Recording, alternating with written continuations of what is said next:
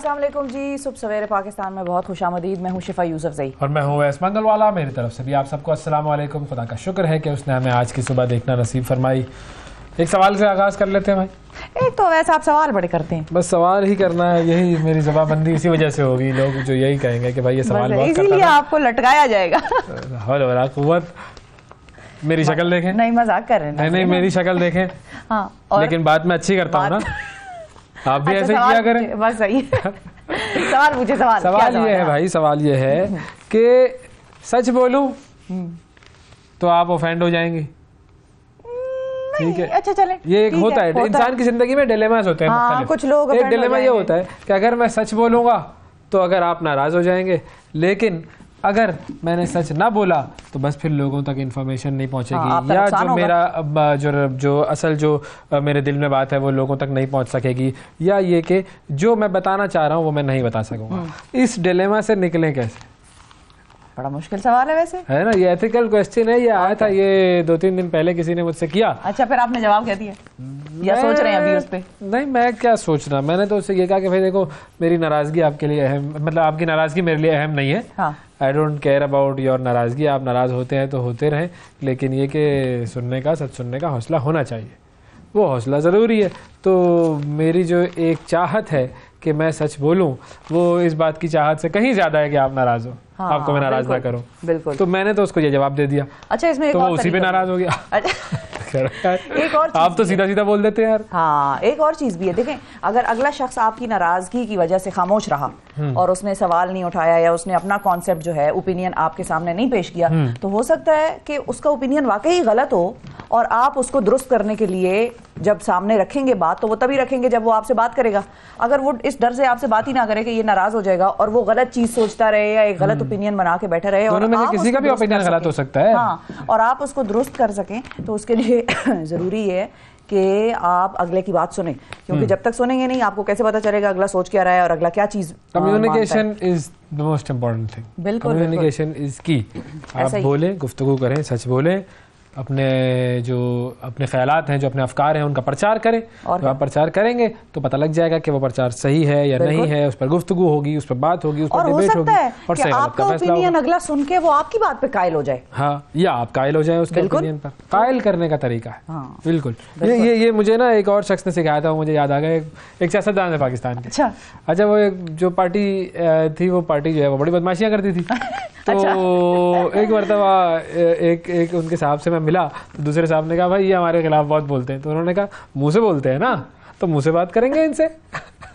तो ये जुमला मुझे बड़ा अच्छा लगा कि भाई मुंह से बोल रहा है तो ठीक है, मुंह से बात करेंगे हम इनसे, और मुंह से बात करके कायल करने की कोशिश करेंगे। बिल्कुल, ये होना चाहिए।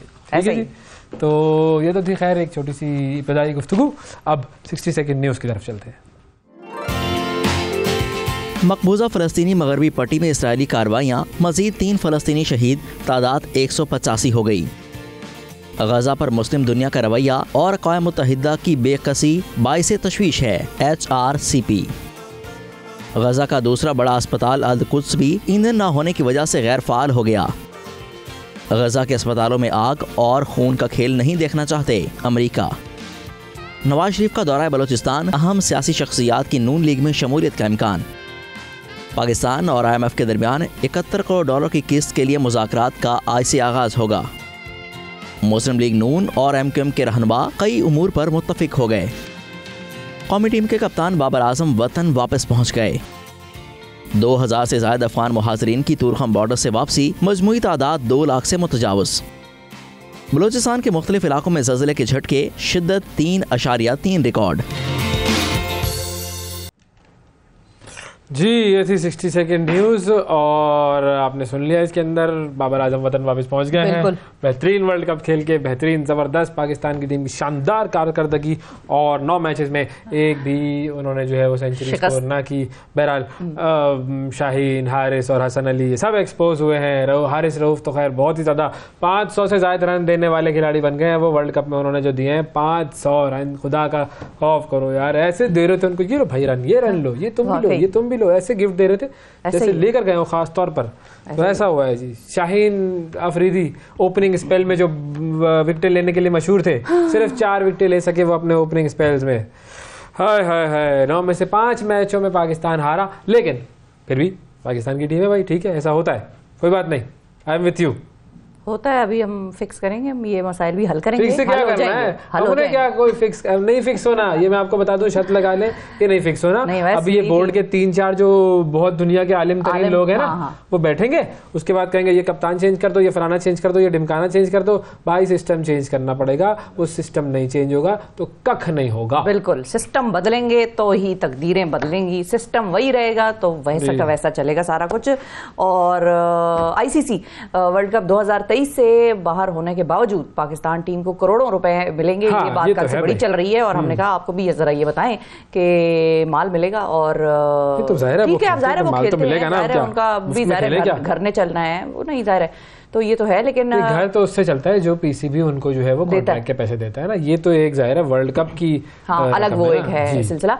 तो ये भी जरा बता देते हैं कि कितना मिलेगा। भारत में जारी वर्ल्ड कप में पाकिस्तान ने ग्रुप स्टेज के जो 9 में से 4 मैचेस जीतकर 8 पॉइंट्स हासिल किए हैं और 5वीं पोजीशन के साथ इवेंट का इख्तिताम किया।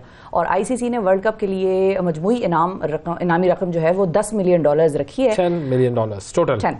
और वर्ल्ड कप में फी मैच जीतने के $40,000 रखे हैं। तो हमने 4 मैच जीते तो हमें मिले 40-40, हाँ 80, हाँ, और 12, हाँ, और 16।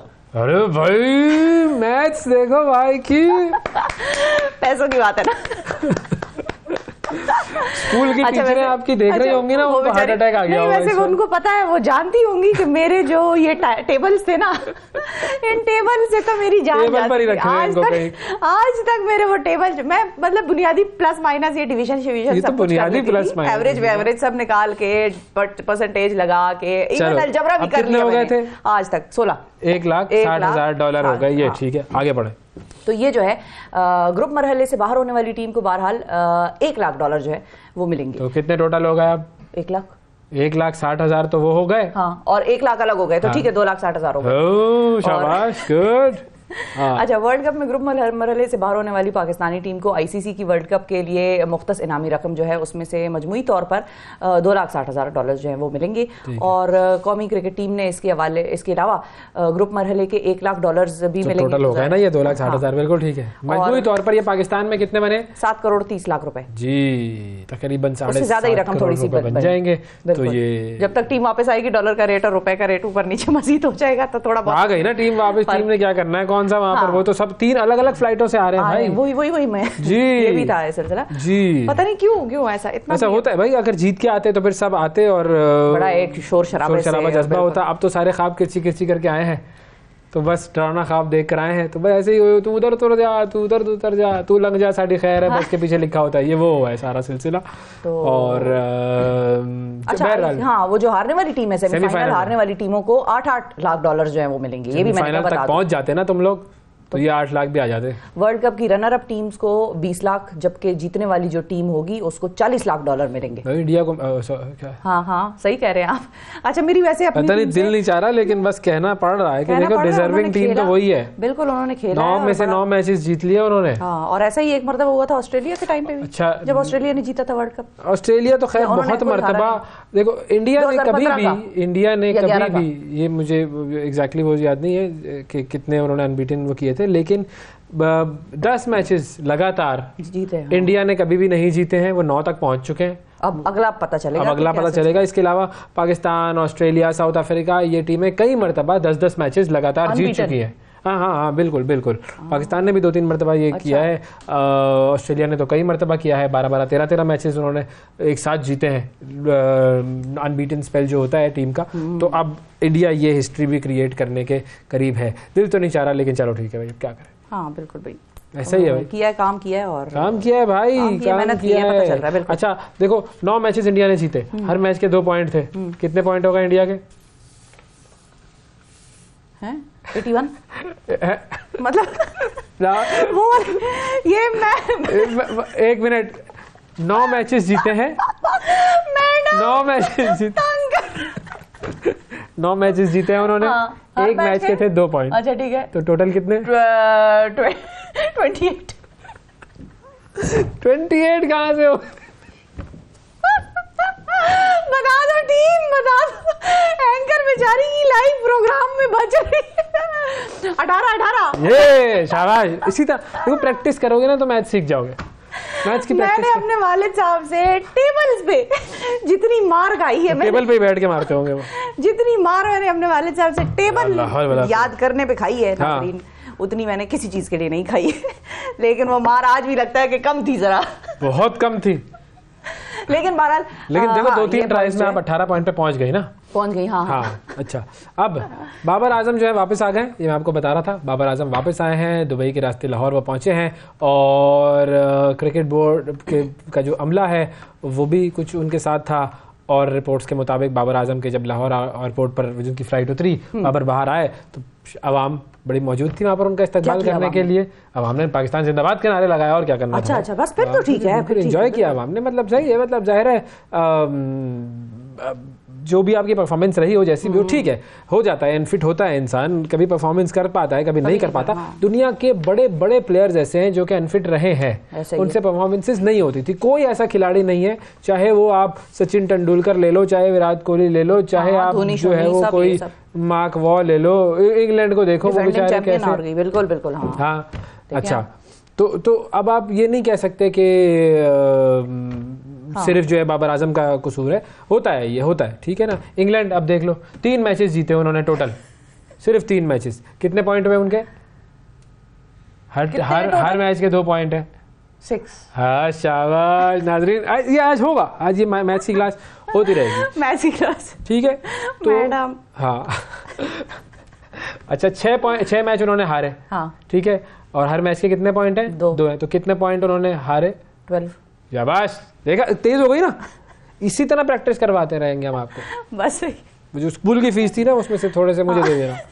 बहरहाल बाकी जो है वो शाहीन आफरीदी, नवाज, सलमान आगा, इमामुल हक, ये भी जो है वो सब आ जाएंगे। 13 तारीख को सबने वापस पहुंच जाना है, ठीक है, आज, ठीक है, सब आ जाएंगे। फिर हम उसके बाद देखेंगे, क्योंकि ऑस्ट्रेलिया का फिर अब इनका टूर है, तो अब उसके लिए वो कैंप वैम्प लगेगा, ये ठीक है, बिल्कुल सही है। क्योंकि तो क्रिकेट की हो गई खबरें। गजा और में सिलसिला वैसे का वैसा जारी, और जुल्म है जो ना ख़त्म होने तक पहुंच गया है और ना ही ख़त्म होता हुआ नज़र आता है। जुल्म हमारा अपना है भाई, जुल्म हमारा अपना है। हम खुद एक ऐसे कौम से ताल्लुक़ रखते हैं जो कुछ नहीं कर रही है। हाँ, ऐसा ही है। अरब इस्लामिक समिट हुई, वहाँ पर बहरीन कहता है, यूएई कहता है, सऊदी अरब कहता है कोई मसला नहीं है, इनसे क्या फ़ायदा, हम इनसे कोई ताल्लुकात ना ख़त्म करो इसराइल से।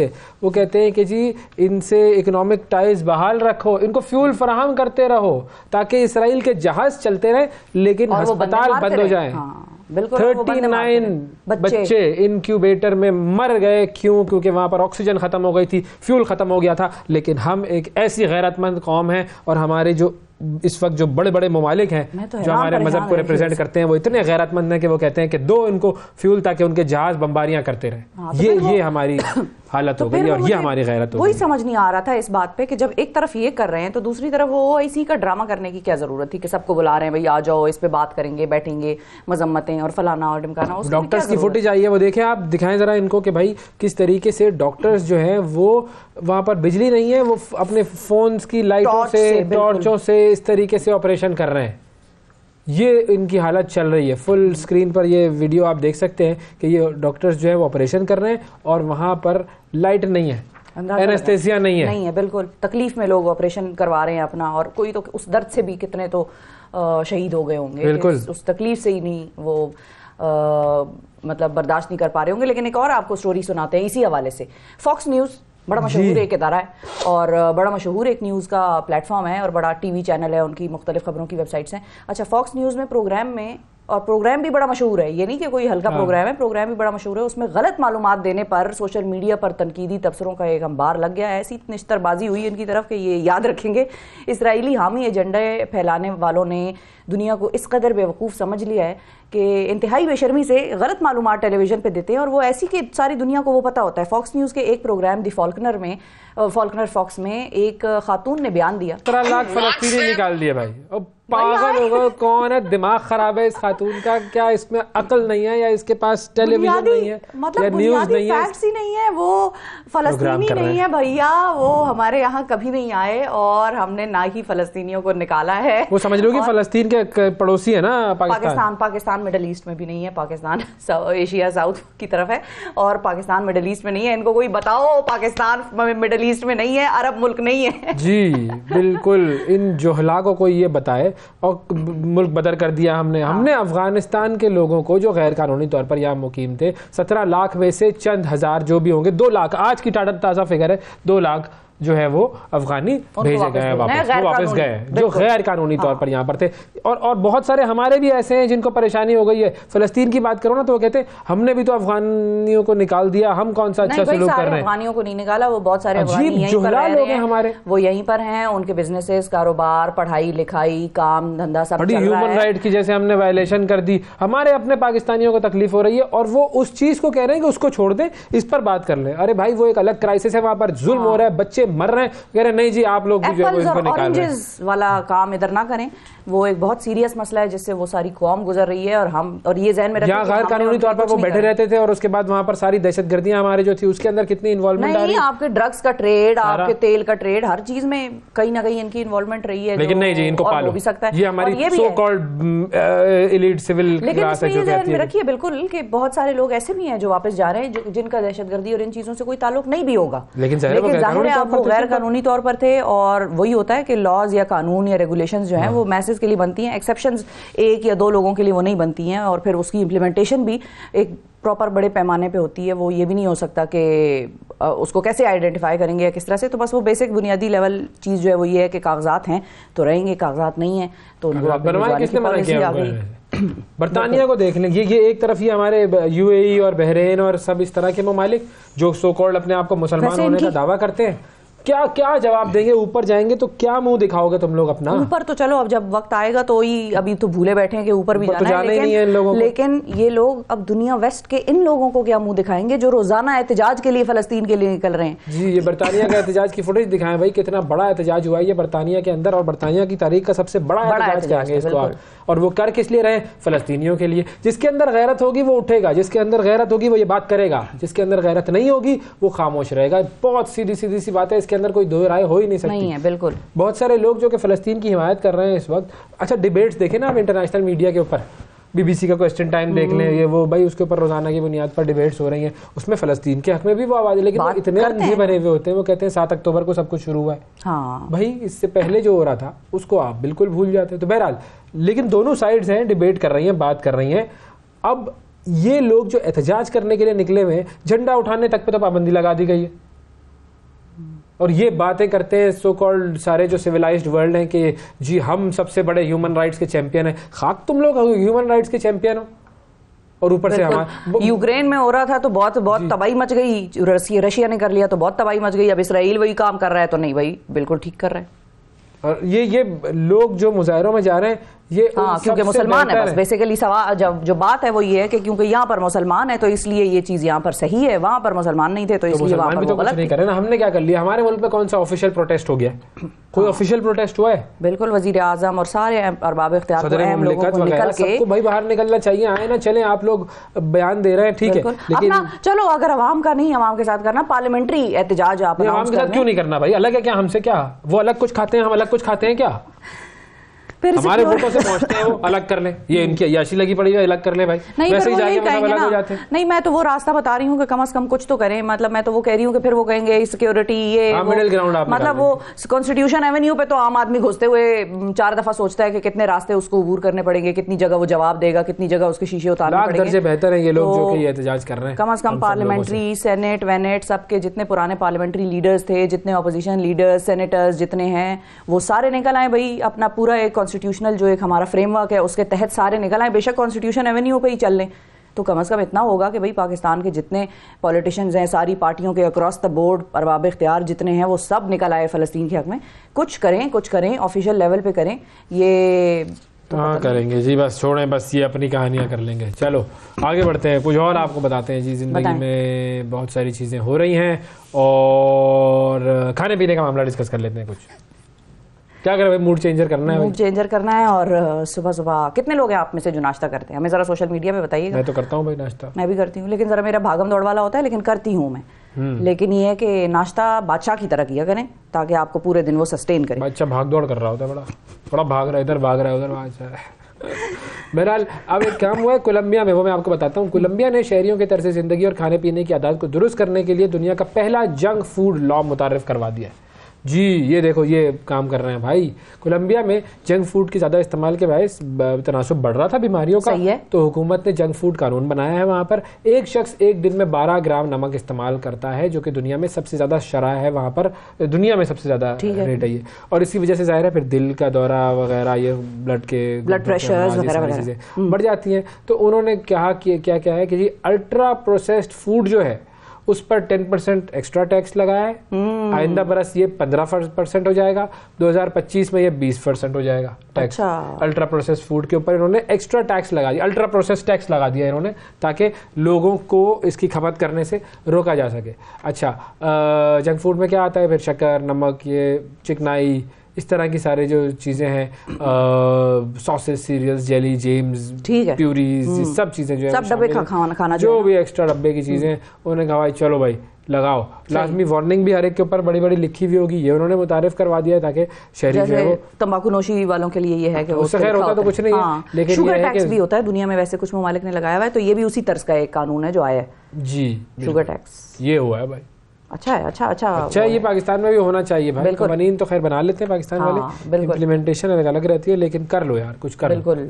अच्छा, खाने से जरा मैं आपको पेंटिंग की तरफ भी जरा पेट भरता है इंसान का तो फिर पेंटिंगों की तरफ जाता है, लग्जरी साइड पे चले जाते हैं ना आप, फिर लग्जरियसली हायरार्की ऑफ नीड है ना, तो आपने पेट भर गया, बिल्कुल, अब आपको बुनियादी जरूरियात है। अब आप कहते हैं paintings, oh my God, yes, बताएं क्या हुआ?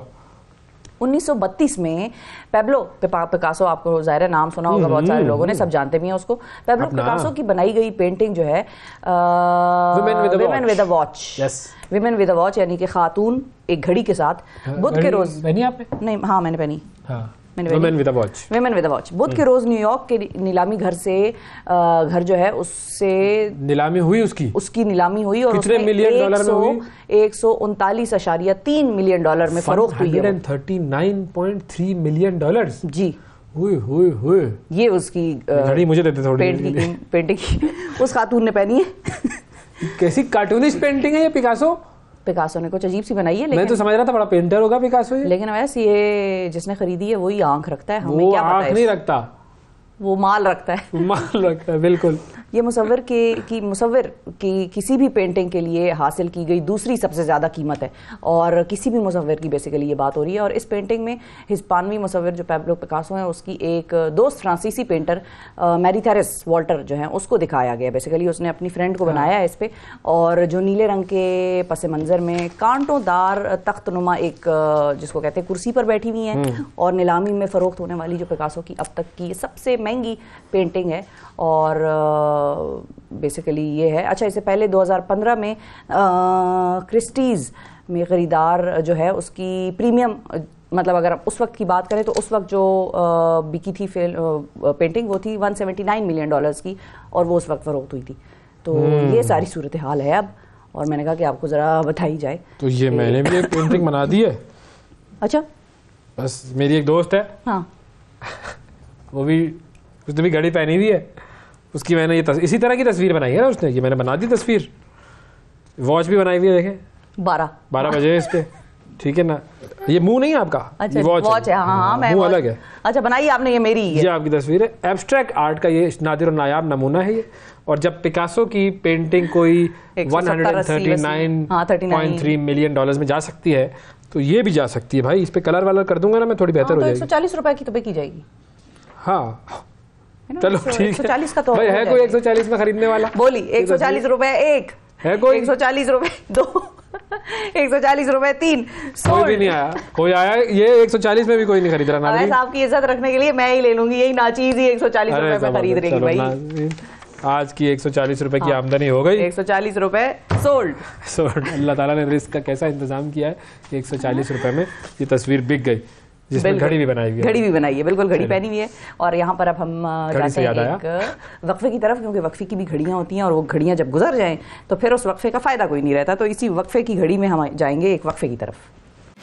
सुबह सवेरे पाकिस्तान, सुबह सवेरे पाकिस्तान, सुबह सवेरे पाकिस्तान।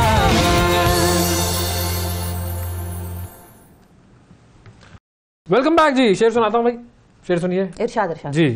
क्यों लिया था मेरा दिल, दिल मुझे वापस कर दे।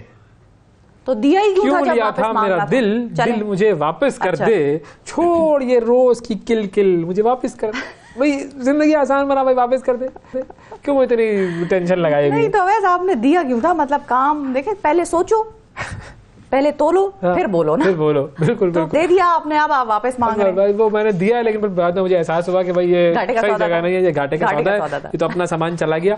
तो लेकिन ये शेर जो है ये पाकिस्तान के एक बड़े ज़बरदस्त मारूफ शायर का है। और ये वो शायर हैं कि जो के माशरे में कह कहे बिखेरते हैं। और जाहिर है जो कह कहे बिखेर रहा होता है भाई, ये आजकल के दौर में तो वैसे एक नेमत है जी। और लोग जाहिर है अपने मसाइल भूल जाते हैं इनकी बातें सुनकर, इनकी शायरी सुनकर। पाकिस्तान के मारूफ शायर जनाब सैयद सलमान गिलानी साहब का ये शेर है। और सैयद सलमान गिलानी साहब जो हैं वो बेसिकली एक शायराना ख़ानदान से ही ताल्लुक़ रखते हैं, क्योंकि उनके वालिद साहब जनाब अमीन गिलानी साहब वो भी बड़े मशहूर शोरा में शामिल थे। और वालिद साहब की कुर्बत और तरबियत जो है उसने फिर इनका भी अंदर का शायर बेदार किया। और इब्तदाई तालीम इन्होंने शेखुपुरा से हासिल की। शायरी भी कम उम्री में शुरू कर दी। पंजाब यूनिवर्सिटी लाहौर में मुशायरों में हिस्सा लेना शुरू किया। फिर बहरहाल उसके बाद तो फिर पाकिस्तान, क्या पाकिस्तान से बाहर अवार्ड्स हासिल किए इन्होंने। बड़े जान समझे जाते हैं मुशायरों की और बड़ी मुनफरिद, बड़ी मज़ाहिया शायरी कह कहे बुलंद कर देती हैं लोगों की। और आज हमारे साथ जनाब सैयद सलमान गिलानी साहब मौजूद हैं। हमारे प्रोग्राम को 4 चांद लगाएंगे। अस्सलाम वालेकुम सर। वालेकुम अस्सलाम, क्या हाल है हुजूर मन, किबला मन, काबा मन। सर बहुत जनाब बहुत बहुत शुक्रिया आपका, आपने वक्त निकाला, अल्लाह का शुक्र है। और जाहिर है हम तो ठीक है और हम चाहते हैं कि अब हमारे जो नाजरीन हैं वो भी बिल्कुल ठीक हो जाए, क्योंकि आपकी आमद हो गई है प्रोग्राम में। सर ये शायरी का जो सिलसिला है, जैसा मैंने जिक्र किया आपके वालिद साहब भी शायर थे, तो ये उन्हीं से आ रहा है सिलसिला या इससे पहले भी ख़ानदान में मज़ीद और भी शोरा थे? जो मेरी होश में है वो तो मेरे वालिद साहब ही हैं। बाकी मेरे तायों में कोई शायर नहीं था। दादा हमारे सख्त खिलाफ थे शायरी के, वो पुलिस में थे, हिंदुस्तान में अंग्रेज़ के दौर में थानेदार थे। और वो सख्त नापसंद करते थे शेर व शायरी। लेकिन हमारे ख़ानदान में बाज़ बुज़ुर्ग ऐसे थे जो बहुत ही अच्छे शायर भी थे और अच्छे क्या कहते हैं अदीब भी थे, अच्छे फसाना निगार भी थे। ये जो मिंटो साहब हैं ये भी हमारे अजीज़ों में से थे। और उधर सैयद अताउल्लाह शाह साहब बुखारी जो अमीर शरीर कहलाते थे, खतीब उन जैसा कोई नहीं आया। हाँ जी, उन जैसा खतीब कोई नहीं आया उसने पिछले 100 साल और उसके बाद भी अभी तक। तो ये इन लोगों ने उनकी तरबियत की थी, तो इसलिए अल्हम्दुलिल्लाह। बाकी सादात ये आपके वालिद साहब ने फिर अलम बगावत बुलंद किया, तो उनको तो फिर बड़े वो यूं कहें कि हाँ जी, वो पाबा जौला रहे, पाबा जिंदा रहे। बड़ा मतलब है कि काफ़ी कैदोबंद की सौगतें बर्दाश्त की, जलावतनी अख्तियार की, नज़रबंदियाँ झेली। माशाअल्लाह इनकलाबी शायर थे, लेकिन बेसिकली वो गज़ल के ही शायर थे।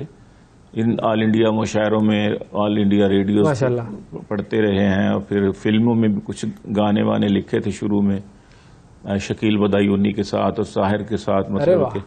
और उनके बड़े मशहूर गुलकारों ने गाने गाए भी थे उनके, कुछ शमशाद बेगम ने, मुकेश ने, इस तरह। लेकिन पाकिस्तान की तहरीक के हंगामों में फिर फिल्में नजर हो गई जी। और कैसे हैं आप? माशाल्लाह बड़ा अच्छा प्रोग्राम। आप फिर मज़ाहिया शायरी की तरफ कैसे आ गए? वही ये फर्क शायरी का, आपके वालिद साहब की शायरी और आपकी शायरी में कैसे फिर ये दोनों में फर्क पैदा हो गया? मतलब आपने उन्हीं का स्टाइल नहीं फॉलो किया, अपना एक स्टाइल बनाया? ये हाँ जी, देखें तकसीम से पहले की शायरी और शायरी थी, मज़ाहमती शायरी ज़्यादा होती थी।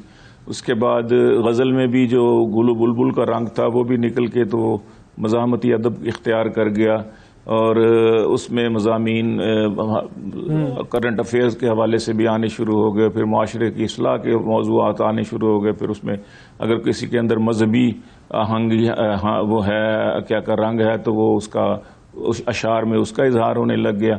तो शायर जो है वो मुतनव्वे मज़ामीन जो है उसकी ज़िंदगी जिस तरह की होती है उसी तरह के उसके अंदर ख्याल और अफ़कार में जो है ना वो इजहार होता है।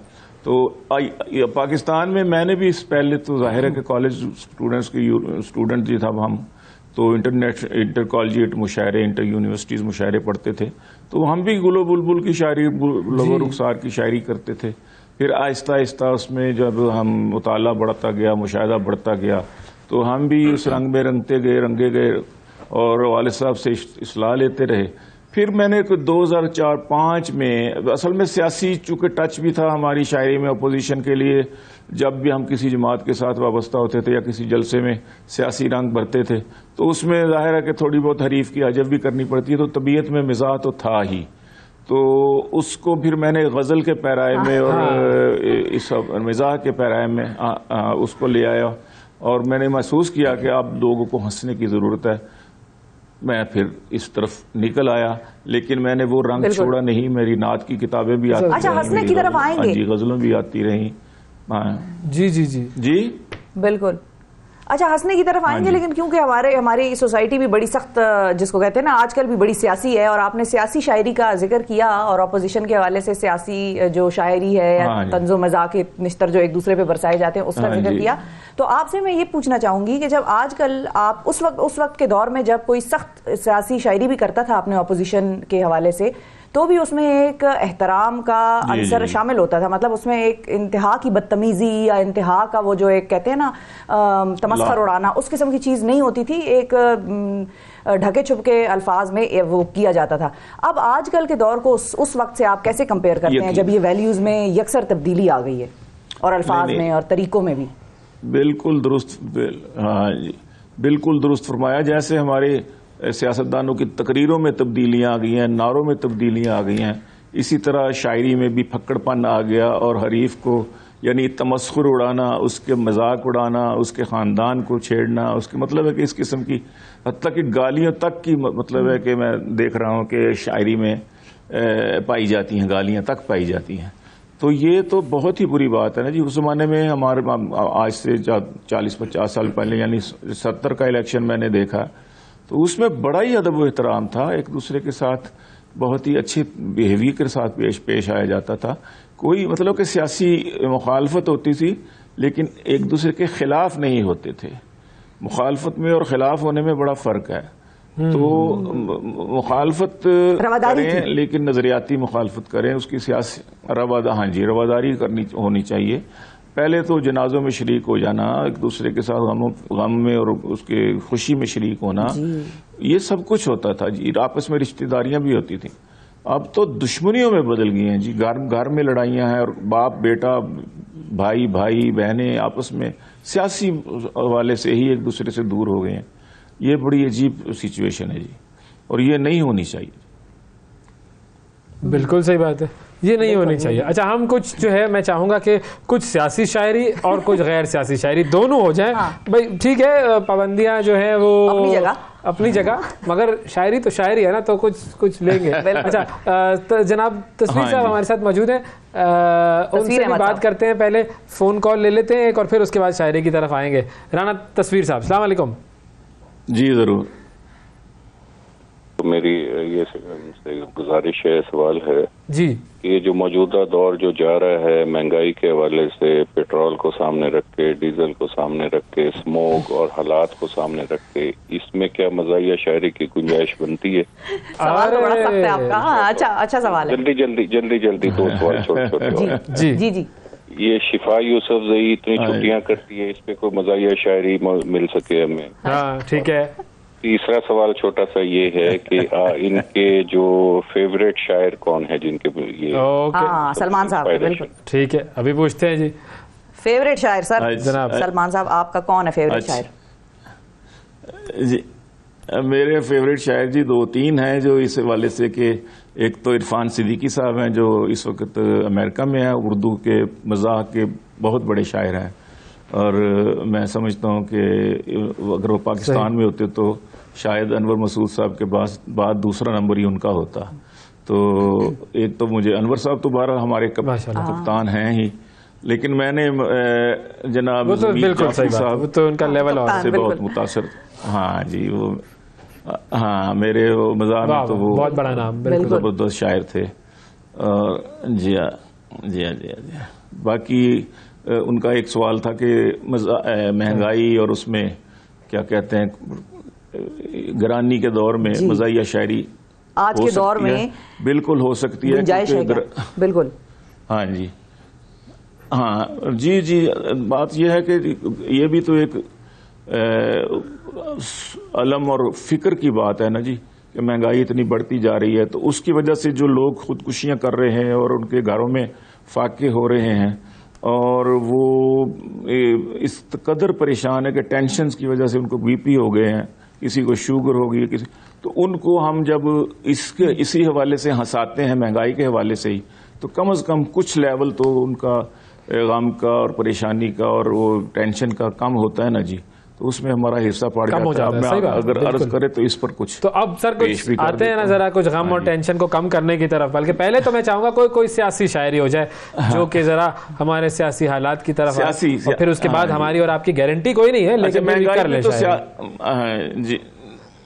हाँ जी, चस्के जो ले रहे हैं वजारत के रात दिन, चस्के जो ले रहे हैं वजारत के रात दिन, गुन क्यों न गाएं अपनी हुकूमत के रात दिन, गुन क्यों न गाएं अपनी हुकूमत के रात दिन। और घर हलवा मिलेगा रोज बनोगे जो मौलवी, हलवा मिलेगा रोज बनोगे जो मौलवी, घर घर मजे उड़ाओगे दावत के रात दिन, घर घर मजे उड़ाओगे दावत के रात दिन। जब से है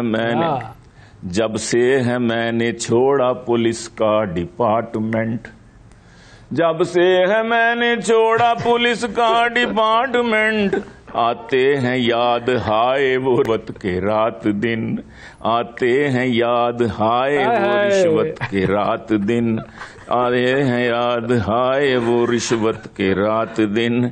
और अर्ज करता हूं कि आते हैं अर्ज करता हूं कि सोया रहा असेंबली में 5 साल में, सोया रहा असेंबली में 5 साल में, आते हैं याद हाय वो फुर्सत के रात दिन, आते हैं याद फुर्सत के रात दिन, आते हैं याद हाय वो फुर्सत के रात दिन।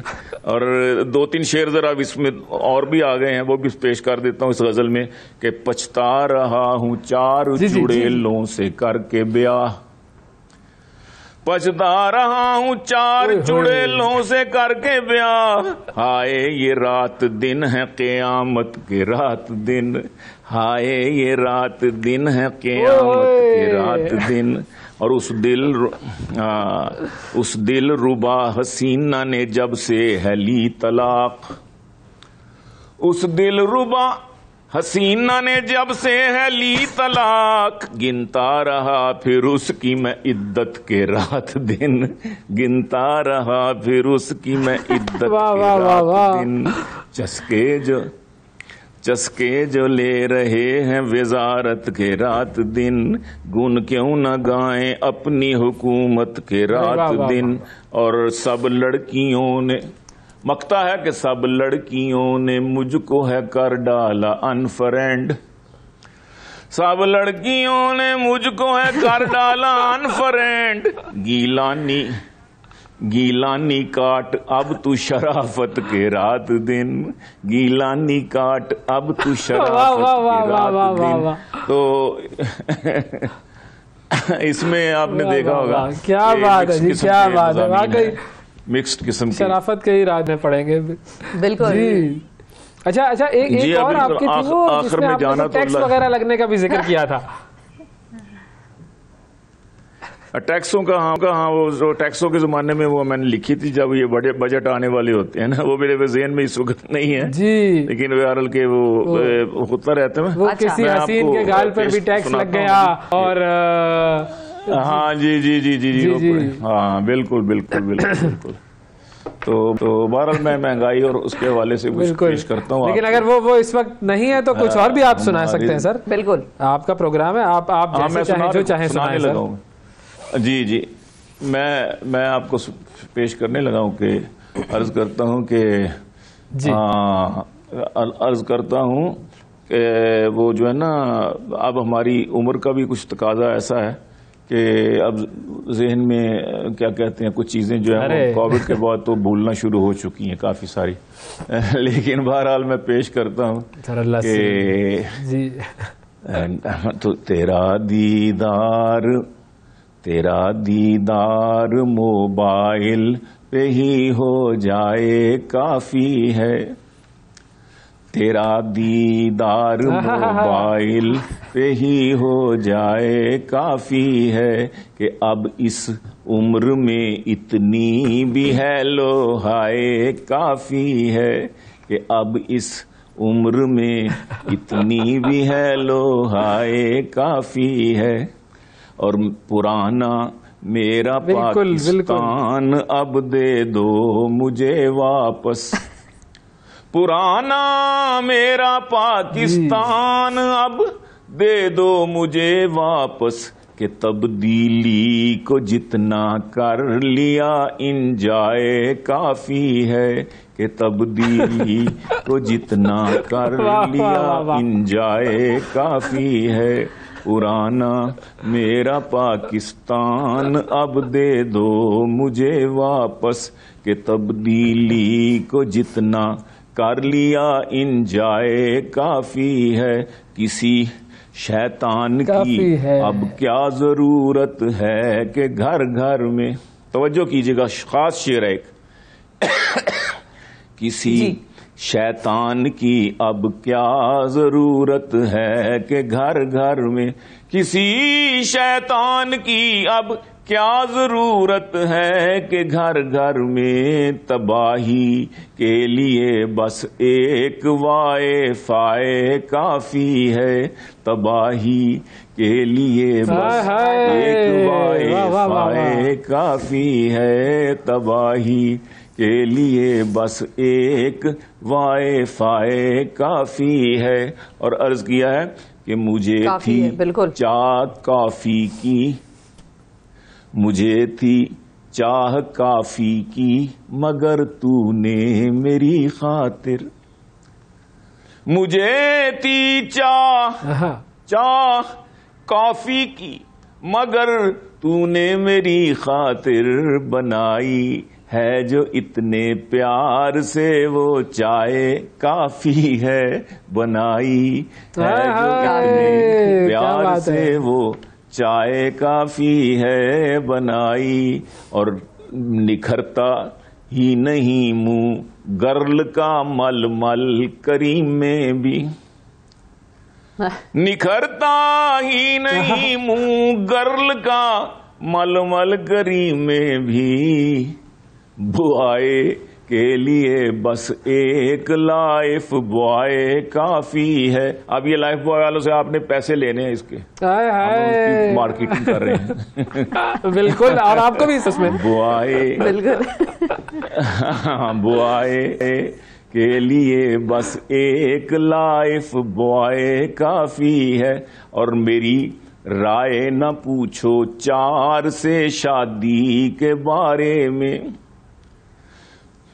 मेरी राय न पूछो 4 से शादी के बारे में, जो ला दो तुम तो मुझको एक ईश्वरिया राय काफी है, जो ला दो तुम, जो ला दो तो मुझको एक ऐश्वर्या राय काफी। अब इसको ग्रेज है, इससे शायरी में इसको ग्रेज कहते हैं, क्योंकि ये शेर जो मैंने पढ़ा है ये चवल मारी है मैंने, कि जो ला दो तुम तो मुझको एक शोरिया राय काफी है, तो उससे गुरेज करते हुए मक्ते में मैंने यूं किया है कि अरे सलमान शोरिया है पुजारन गाए माता की, अरे सलमान शोरिया है पुजारन गाए माता की, तेरे घर में जो है अल्लाह मियाँ की गाय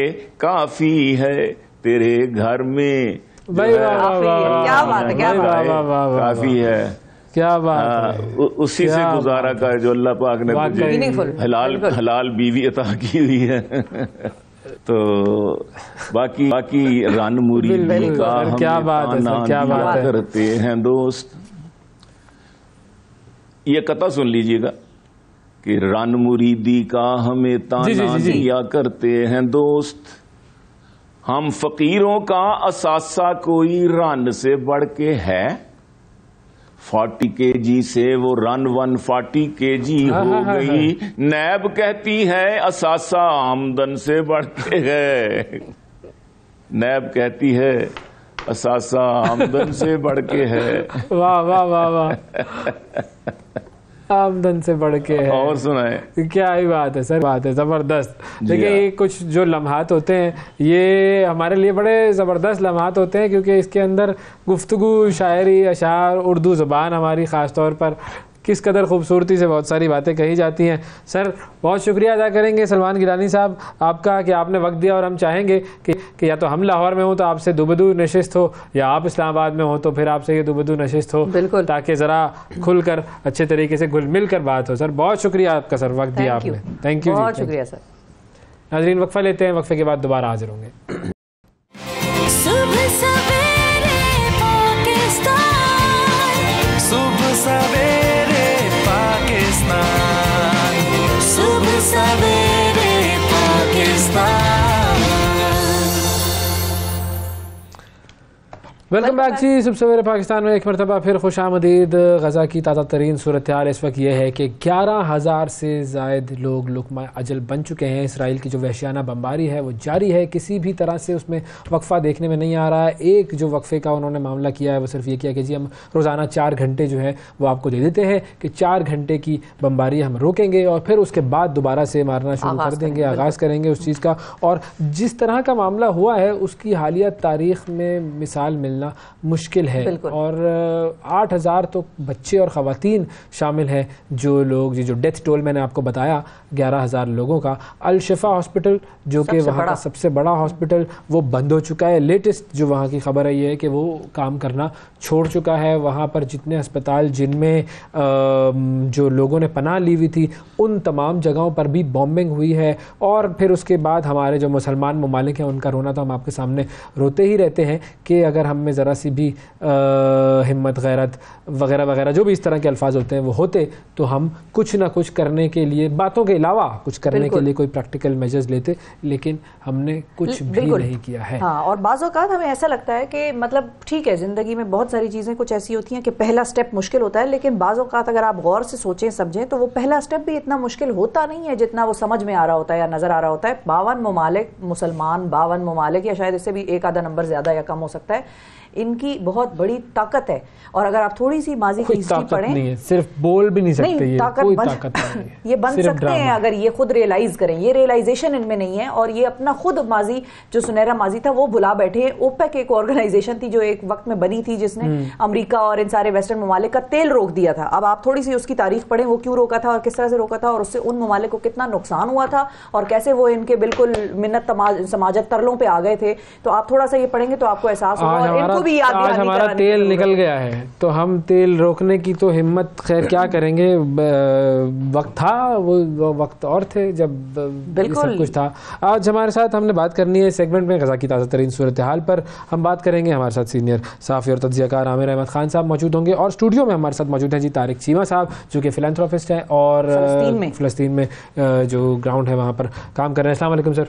वालेकुम अस्सलाम। बहुत शुक्रिया सर, आपने वक्त निकाला। सबसे पहले तो हम थोड़ा सा चाहेंगे कि लोगों को आप ये बता सकें, हमारे नाज़रीन कि अभी आप वहाँ से वापस आए हैं ताज़ा, और लोगों के जहन में ये भी एक सवाल होता है कि भाई हर चीज़ बंद है, किस तरह से ये फिलैंथ्रोपी का काम भी वहाँ से एड पहुँचाना, ये किस तरह से हो रहा है? तो आप अगर अपना एक्सपीरियंस शेयर करें कि आप जब करते हैं तो वो कैसे करते हैं और कितनी चैलेंजेस या कितनी मुश्किलात अबूर करके आप वहाँ तक खुद पहुँचते हैं और फिर सामान या जो भी है वो पहुँचाते हैं। अस्सलाम वालेकुम। और जैसा आपने कहा कि ये कम से कम हमारी ज़िंदगी का इससे बड़ा कोई इंसानी अलमिया नहीं जो दुनिया में अनफोल्ड हो रहा है, और उसके अंदर कुछ लोगों की बेबसी और कुछ लोगों की बेहिसी वो इस तरह की है कि आप उसको एक्सपेक्ट ही नहीं कर सकते। बिल्कुल। तो इस हालात में पहली बात तो ये है कि एक बहुत बड़ी कन्फ्यूजन का आलम था, एक बहुत बड़े चैलेंजेस थे कि इस मामले को हल कैसे करना है, जबकि बम्बार्डमेंट हो रही है। और मैं बात कर रहा हूँ इंसानी हमदर्दी के हवाले के साथ, ह्यूमैनिटेरियन रिस्पांस के हवाले के साथ। तो मैं आपको ये बताऊँ कि आज तकरीबन 31 दिन के अंदर गज़ा के अंदर तकरीबन 950 ट्रक का इमदादी सामान पहुँचा है, जिसके अंदर ओवरऑल। और अगर मैं आपको गज़ा की आम हालात में ज़रूरियात बताऊँ तो उसकी ज़रूरियात है 500 के करीब truck a day, 500 truck per day, ठीक है, जिसके अंदर फ्यूल भी होगा, फूड भी होगी, मेडिकल सप्लाईज होंगी।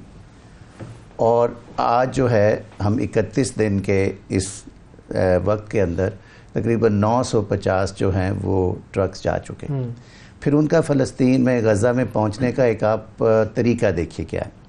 सबसे पहले उसको मिस्र की क्लियरेंस चाहिए होती। जब वो गुड्स मिस्र से क्लियर होती हैं तो उनको गज़ा में दाखिल होने के बाद 45 किलोमीटर इसराइल के अंदर भेजा जाता है। वहाँ पूरे सामान की दोबारा स्कैनिंग होती है, दोबारा क्लियरेंस होती है, और वहाँ से फिर वो वापस गज़ा में आता है और यूएन के वेयर हाउसेस के अंदर उसको ऑफलोड करते हैं। और फिर वहाँ से वो फ़लस्तीनी हिलाल अहमर या उनकी जो मिनिस्ट्री ऑफ हेल्थ है या वहाँ जो बाकी ऑर्गेनाइजेशंस ग्राउंड पे काम कर रही हैं उन तक वो चीज़ें पहुँचती थी। पहले 10-15 दिन तो वो लोग वेयर हाउस में गाड़ियाँ लेके आते थे और लेके चले जाते थे, लेकिन जब पेट्रोल और फ्यूल ख़त्म हुआ तो गधे गाड़ियों तक आ गए, कंधों तक आ गए। तो ये एक ऐसी ट्रेजेडी है और एक ऐसा कंट्रास्ट है कि 21st सेंचुरी के अंदर आप 18वीं सदी के अंदाज का जुल्म, बर्बरियत और बेबसी देख रहे हैं।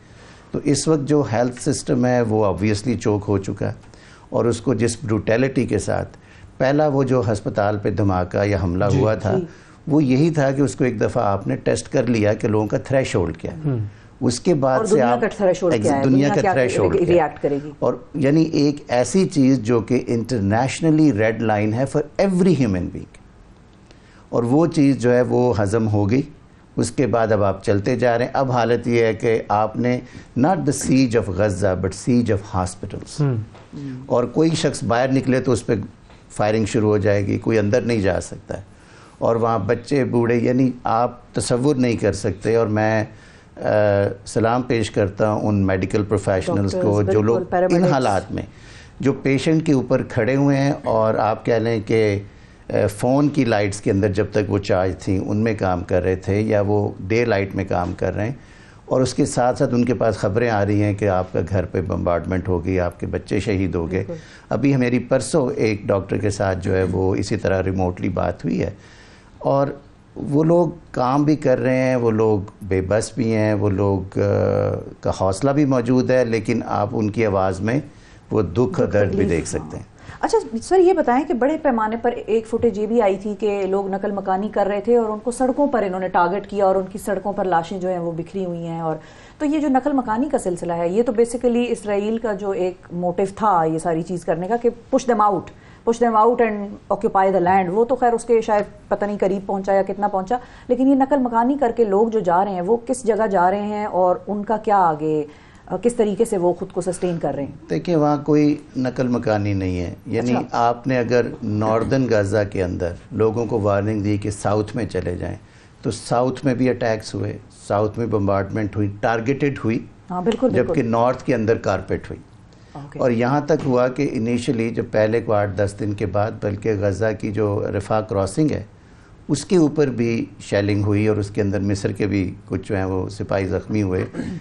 तो ये एक जो इस वक्त हालत है उसके अंदर आप किसी किस्म की कोई अखलाकी जवाज़ आलमी सतह पे इंटरनेशनल लॉज के हिसाब से कोई पेश नहीं कर सकते। आप force, these are all war crimes, non war crimes, लेकिन उसको सिर्फ ये है कि इजराइल्स राइट टू डिफेंस उस ढकोसले के नाम पर आप इसको यूज कर रहे हैं। But the fact of the matter is that every community, every ethnicity, every society, every country on the face of this earth has a right to defend. बिल्कुल, बिल्कुल। चाहे वो अफगानिस्तान हो, चाहे वो वियतनाम हो, चाहे वो कोई और कंट्री हो, बिल्कुल कोई भी हो। तो इस वक्त जो आप एक मैसेकेयर कर रहे हैं, एक जेनोसाइड कर रहे हैं, एक एथनिक क्लेंजिंग कर रहे हैं, उसका कोई जवाब नहीं है। और मैं उम्मीद करता हूँ कि हमारे मुसलमान, जिनका आपने भी जिक्र किया, 57 कंट्रीज़ हैं, जो कि we are always driven by our emotions.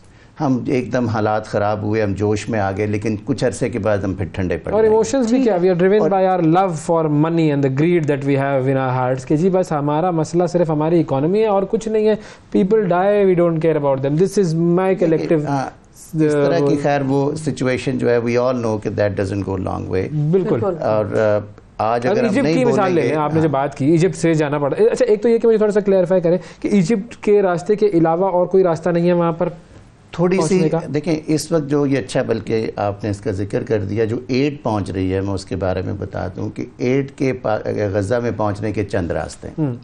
एक रास्ता तो ये है कि जो इंटरनेशनल एड आ रही है डिफरेंट गवर्नमेंट्स की तरफ से, पाकिस्तान हो गया, UAE, Qatar, Saudi Arabia, Turkey, Jordan, मुख्तलिफ जो हैं, उनके लिए ये परमिशन है कि वो अपनी चार्टर्ड फ़्लाइट्स जो हैं वो अरीश में, जो कोई 40 किलोमीटर दूर है रफ़ा क्रॉसिंग से, वहाँ वो लैंड करते हैं। ठीक है। वहाँ से उनको फिर through the same clearance process जो है वो पहुँचाया जाता है गज़ा के अंदर। उसके बाद जो दूसरा तरीका वो ये है कि जो इजिप्शियन रेड क्रेसेंट है, वो जितनी इंटरनेशनल ऑर्गेनाइजेशन है जो बाहर से उनके साथ बाहर से इमदाद भिजवाना चाहते हैं लेकिन उनकी मिस्र में प्रेजेंस नहीं है, वो कतर हिलाल अहमर या इजिप्शियन रेड क्रेसेंट के ज़रिए वो सामान पहुँचाया जाता है। तीसरा रास्ता ये है कि हुकूमत मिस्र ने जो वहाँ की 10 बड़ी NGOs हैं उनका एक अलायंस बनाया। ओके। और उनको भी एक परमिशन दी है कि वो मिस्र से प्रोक्योर करके वहाँ से जो सप्लाईज़ हैं उसके अंदर फूड है, हाइजीन है, मेडिकल है, सर्जिकल है, पानी है, इस तरह की बहुत सारी जो चीज़ें। और अब वहाँ सर्दी भी शुरू हो रही है, मतलब उसके लिए विंटराइज चीज़ें भी आपको चाहिए, तो उनको भी वो वहाँ से रफ़ा क्रॉसिंग से अंदर भेज रहे हैं। ये वो बड़े 3 रास्ते हैं। इस वक्त जो है जो एक्टिवली काम हो रहा है वो इजिप्ट के ही रास्ते से हो रहा है।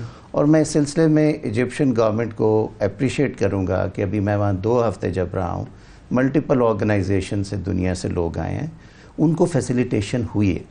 सही। और तो कहाँ से आ रहे हैं लोग?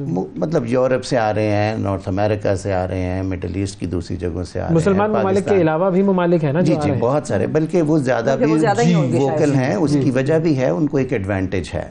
You know, we should accept that कि मैं नहीं कहता कि हमारे लोगों में जज्बा कम है, लेकिन हमारी लिमिटेशंस है। हमारे लिए वीज़ाज़ भी एक लिमिटेशन हो सकते हैं, जबकि बहुत सारी यूरोपियन कंट्रीज़ के लिए, US के लिए the citizens can land any time.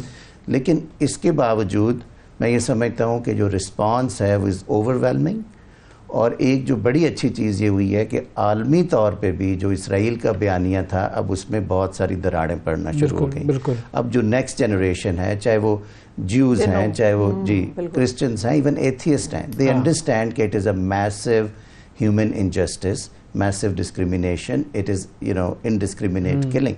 जैसे 9/11 के बाद बहुत सारे लोगों ने इस्लाम को पढ़ना शुरू किया था। इस वाक़े के बाद आपके तवस्सुत से अपने लोगों को एक बात बताना चाहूँगा कि जब मुसलमानों के अंदर कोई इंतहा पसंद ग्रुप पैदा हो जाता है और उसको जब हम लोग इस्लामिक टेररिज्म या मुस्लिम जिहादिस्ट कहते हैं तो हमें बड़ा गुस्सा आता है। तो मैं ये जो यहूदी और सेहूनी ज्यूज़ और ज़ायंस के अंदर इसको अलग करना चाहिए। हमारे साथ सपोर्ट करने में ज्यूज़ लोग खड़े हुए हैं, इजराइल को कंडेम करने में बहुत सारे ज्यूइश जो इंटेलिजेंशिया है, जो इतने स्कॉलर्स हैं, वो इस पे बात कर रहे हैं, बहुत सारी जो अदर इन्फ्लुएंशियल इस पे बात कर रहे हैं। तो इस वक्त जो है ये मसला मजहबी नहीं है, ये कोई यहूदी ईसाई मसला नहीं है, ये प्योरली जो है एक रेशियल और टेरिटोरियल इशू है, और जिसके अंदर एक ऐसा ग्रुप इन्वॉल्व है। रेशियल इशू तो है, लेकिन जो जायनिस्ट्स हैं वो भी तो बेसिकली एक एक्सट्रीमिस्ट यहूदी कहते हैं। एग्जैक्टली, मैं ये कहना चाह रहा हूँ कि वो कॉनोटेशन तो वो रिलीजियस ही है ना, कि हमने वो जमीन हासिल करनी है क्योंकि हमारे आबा व अजदाद को अल्लाह ताला ने वादा किया था किताब में। तो ये तो जिस तरह आज हम कहते हैं कि आप दाइश को जी मुसलमानों की नहीं थोप सकते, इसी तरह आप जायंस को ज्यूज के ऊपर नहीं थोप सकते। एग्जैक्टली, उनमें बहुत सारे लोग हैं जो हमारे साथ दिन रात खड़े हों, कुर्बानी दे रहे हैं, इसके लिए बोल रहे हैं, और मैं ये समझता हूँ कि उनका प्रोटेस्ट ज्यादा अहमियत रखता है। बहुत, बिल्कुल। तो इस वक्त ये सूरत हाल है वहाँ। बिल्कुल, ये बिल्कुल हम अक्सर जिक्र करते हैं ना कि जैसे अगर हम इंडिया की बात करें तो वहाँ पर भी एक एक्सट्रीमिस्ट हिंदुत्वा पॉलिसी से इत्तेफाक करने वाले लोग जो हैं वो चंद हैं, लेकिन हिंदू मजहब के अंदर बहुत सारे ऐसे लोग हैं जो कि इस बात के मुखालिफ हैं कि एक्सट्रीमिज्म नहीं होना चाहिए। बड़े ढंग के लोग उसके अंदर भी मौजूद हैं। बिल्कुल वैसे ही फलस्तीन की हिमायत में जो प्रोटेस्ट हुए हैं, बिल्कुल इंडिया के अंदर हुए हैं, बिल्कुल यार कमेंडेबल। पाकिस्तान में सिर्फ इशू ये है कि पाकिस्तान में वी एज ए नेशन कोई कलेक्टिव शो ऑफ सॉलिडारिटी नहीं दिखा सके। कभी किसी जमात ने अपना कर लिया, किसी दिन किसी ग्रुप ने कर लिया, 4 रोड्स रोक ली, 5 नारे लगा दिए कोई। तो ये जो तरीका है, मेरे ख्याल में इसमें गवर्नमेंट को भी ये चीज़ सोचनी चाहिए कि पब्लिक सेंटिमेंट को वो लोग ड्राइव करें सेंसिबली, वो लीड करें, इसके ऊपर सबको बुलाया जाए, एक जॉइंट नेशनल सॉलिडारिटी का आप शो करें। It's a matter of human rights, forget about even your religious relevance, आप एज ए ह्यूमन ये सोचें। और उसके लिए ये है कि आप वो सॉलिडारिटी जब देंगे, वो जब पैगाम जाएगा, फिर उसका कोई इम्पैक्ट होगा। तो इसलिए अगर हमारे जो ये करना चाहता है जलसा तो उसको इजाज़त नहीं, तो दूसरा कर ले, तो तीसरा कर ले, दिस इज़ नॉट राइट। आप एज ए नेशन अपने आप को अभी तक शो ही नहीं कर रहे कि हमारी एक जॉइंट भी पोजीशन है जो हम ले सकते हैं ग्लोबल। बिल्कुल। अच्छा, अब आपका वहाँ पर जाहिर है, आप क्योंकि ताल्लुक है और जो एड और सारा जो काम आप कर रहे हैं वहाँ पर, उसके बारे में भी थोड़ा सा नाजरीन को बताएं कि वो आपका जो मेन एरियाज़ हैं वो क्या हैं और किस तरह से आप वो सारी जो एक्टिविटी है उसको पहुँचा रहे हैं उन तक। तो जैसे ये हालात बिगड़ने शुरू हुए तो मैं अंदाज़ा हुआ कि ये मामला चंद दिनों का नहीं है, ये चंद हफ्तों का नहीं है, ये एक 7 अक्टूबर का बहाना ज़रूर है, लेकिन इसके ऊपर एक बहुत बड़ी जो है वो एक ट्रेजेडी अनफोल्ड हो रही है। और इस सिलसिले में जैसा आपने कहा कि इन लोगों के साथ क्या होगा, इनको वहाँ से एविक्ट कर दिया जाएगा, इनको इस हालत में पहुँचा दिया जाएगा कि ये इबरत बन जाए, खुदा न खास्ता। तो इन हालात में वहाँ ज़रूरत थी एक ऐसी फैसिलिटेशन, कोऑर्डिनेशन और नेविगेशनल सपोर्ट सिस्टम की। तो ग्लोबल डोनर्स फोरम, जिसका मैं कन्वीनर हूँ, उन्होंने ये फ़ैसला किया कि हम वहाँ एक टीम बनाएं जो मुख्तलिफ़ ऑर्गेनाइजेशन जो दुनिया में कहीं से भी आ रही हैं, उनको एक फैसिलिटेशन प्रोवाइड की जाए। तो हमारा मकसद ख़ुद ये नहीं था कि हम फ़ंड रेज़ करते, हम वहाँ इमदादी सामान लेके जाते, बल्कि हमारा काम ये था कि logistical supply chain, government relations, permissions, facilitations और उनको गाइडेंस, वो सारा प्रोसेस जो है वो हम इस्टेब्लिश करें। और पिछले तकरीबन 2 हफ्तों के अंदर we were able to create that type of support base. उसका ये फ़ायदा हुआ है कि अब हम बहुत सारी ऑर्गेनाइजेशन जो दूसरे ममालिक से वहाँ काम करना चाह रहे हैं, उनका वक्त भी बच रहा है, उनके पैसे भी बच रहे हैं, उनको सही डायरेक्शन मिल रही। तो बल्कि मैं बड़े फ़ख्र से ये कहूँगा कि पाकिस्तान में भी एक पाकिस्तान फ़लस्तीन ह्यूमैनिटेरियन रिस्पांस बना है, जिसके अंदर पाकिस्तान की लीडिंग ऑर्गेनाइजेशन, उसके अंदर अल-खिदमत है, अखुवत है, सैलानी है, ईदी है, बहुत सारी ऑर्गेनाइजेशन हैं जिन्होंने अपने आप को एक फोरम पे इकट्ठा किया और फिर उन्होंने NDMA के साथ, हुकूमत पाकिस्तान के साथ ताउन करके 2 चार्टर फ़्लाइट्स जो हैं वो वहाँ भिजवाई गई हैं। और इस वक्त जो है हम उनको फैसिलिटेट कर रहे हैं इजिप्शियन के और जॉर्डेनियन चैनल्स के ज़रिए कि वो और चीज़ें भेज सकें। लेकिन मेरा पैगाम पाकिस्तान अवाम के लिए भी ये है कि ये मामला चंद दिनों का नहीं है, इसमें अभी बहुत सारा जोश दिखा के आप एक डोनर फटीक पैदा कर लें, वहाँ बहुत सारी चीज़ों की ज़रूरत होगी। इमीडिएट रिस्पांस के बाद रिकवरी का फेज़ आएगा, फिर रिहेबिलिटेशन होगी, फिर रीबिल्डिंग होगी। तो इस प्रोसेस में इन ऑर्गेनाइजेशन को सिर्फ एक दिन के लिए, एक वक्त के लिए सपोर्ट ना करें, इनके साथ इन टच रहें, इनके अपडेट्स को फॉलो करें और इनके साथ आहिस्ता आहिस्ता आहिस्ता जो है इस मामले को लेके आगे बढ़ें। जोश से काम नहीं लेना, इसमें होश से काम लेने की ज़रूरत है। इस वक्त लोग, मैं अक्सर पूछता हूँ कि जी हम सामान भेजना चाह रहे हैं, वो नहीं जा रहा। वहाँ इस वक्त क्योंकि गज़ा के अंदर सामान के दाखिल होने की रफ्तार बहुत स्लो है, तो पिछले हफ्ते को तकरीबन 18,000 टन इमदादी सामान जो है वो जॉर्डन में, मिस्र में और बहुत सारी जगहों पे पड़ा हुआ था, लाइन अप हुआ हुआ है जिसने अंदर जाना है। तो ये ज़रूरी नहीं है कि आज वहाँ चीज़ पहुँचनी ज़रूरी है, हो सकता है 2 महीने के बाद वहाँ शॉर्टेज हो रही हो। तो इसलिए इस वक्त असल चैलेंज इमदाद का अंदर जाने का है कि क्या उसको स्पीड अप किया जा सकता है। इस वक्त उसको बहुत ही लिमिटेड तरीके के साथ, यानी आप ये कहें अगर आप उसका डेली का देखें मोमेंटम, शुरू में कभी 10 ट्रक, कभी 9, कभी 11, फिर एकदम स्पाइक्स आई तो 50, कभी 100, फिर 28, 20। तो ये उनके मूड पे भी डिपेंड करता है, कब इजरायली जो है वो उसको क्लैंप डाउन कर दें और फिर आप बहुत कम सामान भेज पा रहे हैं, कभी वो उसको खोल देते हैं। अब तुर्की में जब एर्दोआन ने कोई बयान दे दिया तो वो इजाज़ रोक दिए। तो इसलिए ये पॉलिटिकल भी इसके ऊपर इम्पैक्ट है। तो हमारी जो ऑर्गेनाइजेशंस हैं उनको आप वैसे ना करें जैसे कि पाकिस्तान में खुदा न ज़ल्ज़ले में सामान भेज रहे हैं, यानी उनकी भी लिमिटेशंस हैं। और मैं इस वक्त बहुत फ़ख्र से कह सकता हूँ कि मैं I am proud of this Pakistani humanitarian sector कि इन लोगों ने बड़ा अर्ली ऑन इस पर रिस्पांस दिया और बहुत आपस में इकट्ठे हुए। और मैं ये हमेशा समझता हूँ कि 10 ऑर्गेनाइजेशन का 10 मुख्तलिफ चैनल्स के साथ काम करना ज़्यादती है। उनका अगर मिल के काम करेंगे तो उनकी कॉस्ट कम होगी, उनका इम्पैक्ट बढ़ेगा, एक्सचेंज ऑफ इंफॉर्मेशन होगी, बेटर मैनेजमेंट होगी। तो ये एक अच्छी पॉजिटिव चीज़ हुई है जो मैंने पाकिस्तान में देखी। बहुत शुक्रिया अदा करेंगे तारिक साहब, आपका वक्त दिया आपने। आप जैसे लोग जो काम कर रहे हैं, ज़ाहिर बेहतरी की उम्मीद है और बेहतरी की दुआ होनी चाहिए, बहुत ज़रूरी है जी। थैंक यू जी, बहुत शुक्रिया। नाज़रीन वक्फा लेते हैं, वक्फे के बाद दोबारा हाजिर होंगे, हमारे साथ रहिएगा। सुबह सवेरे पाकिस्तान, सुबह सवेरे पाकिस्तान। वेलकम बैक जी, वेलकम बैक। अब आपको कुछ बताते हैं बी अम्मा के बारे में। बी अम्मा कौन है? तहरीक खिलाफत की सरगर्म कारकुन और अली बरादरान की वालिदा इबादी बेगम बर सग़ीर की तारीख में बी अम्मा के नाम से मारूफ हैं। वो 1852 में पैदा हुई और रामपुर की एक मुअज़्ज़िज़ शख्सियत अब्दुल अली से उनकी शादी हुई। 27 साल की उम्र में उनके शौहर इंतकाल कर गए तो 6 बेटे और 1 बेटी की जिम्मेदारी मुकम्मल तौर पर उन पर आन पड़ी और उन्होंने जिसको कहते हैं पुरानी रिवायात का मशवरा मुस्तरद करते हुए अपना जेवर बेचा और वो जेवर बेचकर जितनी रकम थी वो बच्चों की तालीम और तरबियत पर लगा दी और अपनी तवज्जो भी उन्हीं की तरफ मरकूज़ कर दी। उन्हें मशवरा ये भी दिया गया था कि आप अक़दसानी कर लें, दूसरी शादी कर लें, लेकिन उन्होंने वो मशवरा भी मानने से इनकार कर दिया और शादी से कबल वो बिल्कुल गैर तालीम याफ्ता थी। अच्छा, उनके जो शौहर थे वो साहिब मुताला थी। बी अम्मा ने मेहनत से उर्दू सीखी। जलसों में जब वो तकरीर करती थी तो कोई भी शख्स यकीन नहीं कर सकता था कि ये 18-19 बरस की उम्र में वो ये खातून जो है बिल्कुल पढ़ना लिखना नहीं जानती थी।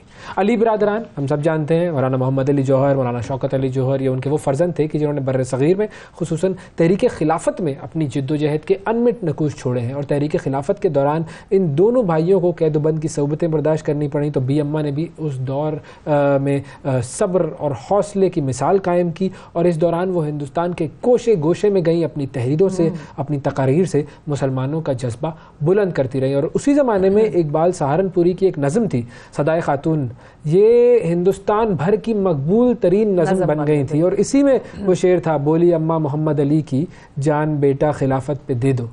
क्या बात है, कमाल कमाल। अच्छा, 13 नवंबर 1924 को बी अम्मा का इंतकाल हुआ और आज उन्हें दुनिया से बिछड़े 99 बरस गुजर गए हैं, लेकिन तारीख के सहाफ़त पर आज भी सफ़हात पर आज भी वो ज़िंदा हैं और अपने जो उन्होंने खिदमात सरअंजाम दी वो आज भी लोगों के जहनों में नक्श। तहरीक पाकिस्तान के हवाले से बहुत सारे ऐसे किरदार हैं कि जिनके नाम बहुत सारे लोगों को आज याद भी नहीं होंगे और मेरे ख्याल में बहुत सारे नौजवानों से हम पूछे तो वो शायद नहीं जानते होंगे, लेकिन किरदार था क्या, रोल एग्जैक्टली था क्या। बिल्कुल वही बात है कि हमारा मीडिया का बेसिकली फ़र्ज़ ये है कि इन लोगों को जिंदा रखें। वक्फा लेते हैं जी, वक्फे के बाद मिलते हैं। सुबह सवेरे पाकिस्तान, सुबह सवेरे पाकिस्तान, सुबह सवेरे पाकिस्तान। वेलकम बैक सुबह सवेरे पाकिस्तान में एक मरतबा फिर खुशामदीद। अब बात करते हैं जी कुछ चाइल्ड राइट्स की। ये जो बच्चे होते हैं इनके बहुत सारे हुकूक होते हैं, ये हुकूक क्या हैं और इन हुकूक को क्या हम जानते हैं या नहीं? बहैसियत एक माशरा, बहैसियत वालिदैन, बहैसियत एक पूरी सोसाइटी के उन लोगों के जिनको आप कहते हैं कि जी ये सोसाइटी के पढ़े लिखे लोग हैं, उनमें से भी बहुत सारे लोग ऐसे होते हैं कि जो कि बच्चों के हुकूक से वाकिफ़ नहीं होते। बच्चों की तादाद, बच्चों की तालीम और तरबियत, उनकी निगहदाश्त, उनकी नशोनुमा ये कितनी ज़रूरी है, किस तरीके से होनी चाहिए और इस हवाले से उनके तमाम हुकूक पूरे होने चाहिए। National commission on the rights of child ये एक इदारा है और NCRC ये बच्चों के लिए क्या काम कर रहा है और एक बड़ा ख़ास काम करने जा रहा है बच्चों के हुकूक के हवाले से आगही, और वो भी पेंटिंग्स के ज़रिए। ये सारा सिलसिला होना है, इसकी सारी तफसील हम जानेंगे। हमारे साथ मौजूद हैं जी चेयरपर्सन NCRC की आयशा रज़ा फारूक साहब। अस्सलाम वालेकुम जी। अस्सलाम वालेकुम जी। बहुत शुक्रिया। Thank you for inviting me today. सबसे पहले तो NCRC की तरफ ही आ जाते हैं कि थोड़ा सा अगर आप हमारे लोगों को ये आगाही दें कि ये इदारा क्या है और क्या करता है। जी देखिए, बच्चों क्या को एक खुशहाल और एक महफूज बचपन देना हम सबका एक फ़र्ज़ है, लेकिन अफसोस इस बात का है कि पाकिस्तान में ये हर बच्चे को मुयस्सर नहीं है ये हक़। और इस सिलसिले में फिर गवर्नमेंट ऑफ पाकिस्तान ने एक इदारा बनाया, national commission on the rights of child. हमारा काम सिर्फ कानून साजी और पॉलिसी की इस्लाहात करना नहीं है, बल्कि हम सूबाई हुकूमतें, सूबाई कमीशंस और सिविल सोसाइटी के साथ मिलकर बच्चों के तहफ़्फ़ुज़ के लिए काम कर रहे हैं। हम मुल्क में आगाही फैला रहे हैं, वालिदैन से लेकर सिविल सोसाइटी, हुकूमतों से लेकर कि बच्चों का हकूक़ का तहफ़्फ़ुज़ करना कितना इम्पॉर्टेंट है, कितना ज़रूरी है। और इसके साथ साथ अपनी जो इंटरनेशनल कमिटमेंट्स हैं, जो United Nations convention on the rights of child है, जिसको हमने साइन किया, जिसके तहत ये इदारा पाकिस्तान ने बनाया, कि उसको मद्देनज़र रखते हुए हम काम कर रहे हैं। और दुनिया और मुल्क भर से जो कंप्लेंट्स आती हैं उसको हम हैंडल कर रहे हैं। और जहां हम देखते हैं कि बच्चों की तहफ़्फ़ुज़ या उनके हक़ की खिलाफ वर्जी हो रही है, वहाँ मुतालबा करते हैं कंसर्न हुकूमतों से, इदारों से कि उनका हक़ बच्चों को मिले और पूरा किया जाए। तो अगर हम ये जानना चाहें कि हम जैसे मतलब यूँ कहें कि बहुत सारे ऐसे लोग जो कि कम इल्म है, लाइल्म हैं, बच्चों के बुनियादी हुकूक क्या क्या है? देखिए, बच्चों के हकूक़ शुरू होते हैं जब उनको पैदा हों, कि उनकी बर्थ रजिस्ट्रेशन की जाए, उनको अच्छी ग़िज़ा मिले, अच्छी परवरिश की जाए, अच्छी एजुकेशन उनको मिले जो आपका कॉन्स्टिट्यूशन भी गारंटी करता है, उनको हेल्थ वाइज उनको अच्छी सेहत की जो काम है इक़दामात वो लिए जाएं, उनकी वैक्सीनेशन से लेकर ग़िज़ा से लेकर। फिर एक बहुत ही इंपॉर्टेंट एस्पेक्ट इसका है चाइल्ड प्रोटेक्शन का, जिसमें घरेलू मुलाजमत, जिसमें कम उम्री की शादी, जिसमें चाइल्ड ट्रैफिकिंग, जिसमें कॉर्पोरल पनिशमेंट, जिनसी तशद्दुद, ये सब वो इश्यूज़ हैं, मसाइल हैं जो आते हैं, जिसके ऊपर कमीशन जो है काम कर रहा है, आगाही फैला रहा है और कानून साजी भी इसके ऊपर कमीशन ने की है। तो ये बहुत से एस्पेक्ट्स हैं जिनको जो आई थिंक सब लोग अंडरस्टैंड नहीं करते, जिसके ऊपर वालिदैन से लेकर पूरे सोसाइटी से लेकर हुकूमतों को, हम सबको मिलकर ये हमारी एक कलेक्टिव जिम्मेदारी है कि हम इसके ऊपर काम करें।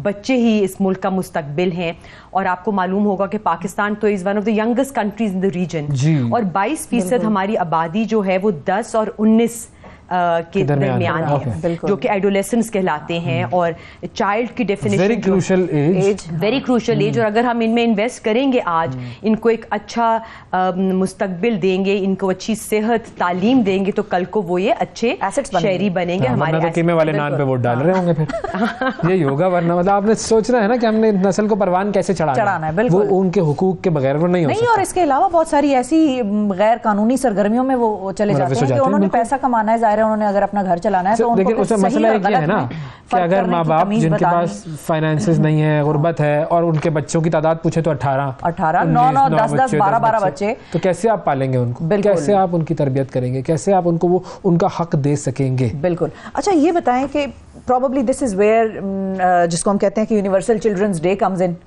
उसकी क्या मतलब फीडबैक मिलता है जब इस तरह के डेज मनाए जाते हैं, और उससे कितनी अवेयरनेस आपको लगता है कि फैल सकती है? देखिए, 20 नवंबर जो है वो दिन है यूनिवर्सल चिल्ड्रंस डे का, कि पूरी दुनिया में इसको मनाया जाता है और इसका पर्पस ये है कि आप बच्चों के हकूक़ के लिए आगाही पैदा करें, वालिदैन को, हुकूमतों को, सिविल सोसाइटी को बावर कराएं कि बच्चों में इन्वेस्ट करना, उनको एक अच्छा खुशहाल और महफूज बचपन देना कितना ज़रूरी है।